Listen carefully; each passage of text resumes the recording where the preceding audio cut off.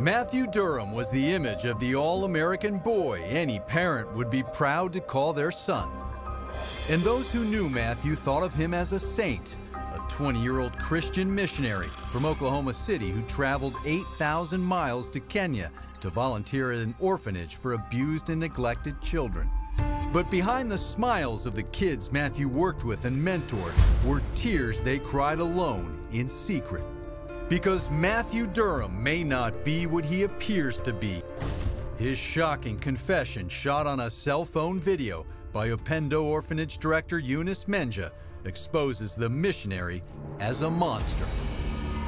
I think I made her take off her clothes. Hiding inside him, he would later claim in court, was a demon named Luke, short for Lucifer, and that it was the devil who made him sexually molest the innocent kids aged 6 to 9 in his care. I've told you that I've struggled with this my whole life. The bottom line is that Mr. Durham is a threat to children. Durham's facade was shattered when a caretaker at the orphanage allegedly found him in bed with a little girl in the middle of the night. And court records show she wasn't his only victim. The orphanage director claims several girls told her they'd been doing, quote, bad manners with Matthew. Durham was also accused of sexually assaulting little boys. The children were verbally saying that they had been sexually abused, but I didn't know how much the abuse was. Durham actually tells how he lured one of his young female prey in his video confession. Late at night, I would take her from her bed and tell her to go to the bathroom. Then admits to sexually assaulting his 6-year-old victim. Did you? Yes. Durham flew home to Oklahoma, where he became the focus of an international sex crimes trial covered by our Oklahoma affiliate, KFOR.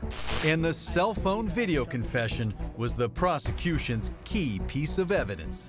I would tell him not to tell anyone. After a 2-week trial, Matthew Durham was convicted on 7 counts of engaging in illicit sexual conduct with children in a foreign place and could be sentenced to up to 30 years for each count. This case shows that the FBI, law enforcement, prosecutors, we protect all children, no matter where they're from.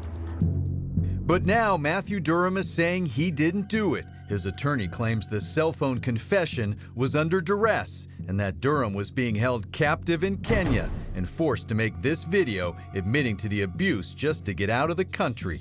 Durham's family is still standing firmly behind him. The once revered young missionary is seeking a new trial. His attorney, Stephen Jones, who once represented Timothy McVeigh, is claiming the prosecution withheld medical information that could have raised reasonable doubt. In fact, a federal judge is now looking into those allegations of misconduct. The government failed to reveal to us that its medical testimony was insubstantial and had been contradicted by medical experts that the government consulted.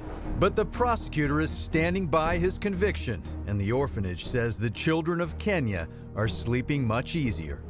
The only thing that I'm glad happened is that there was justice served.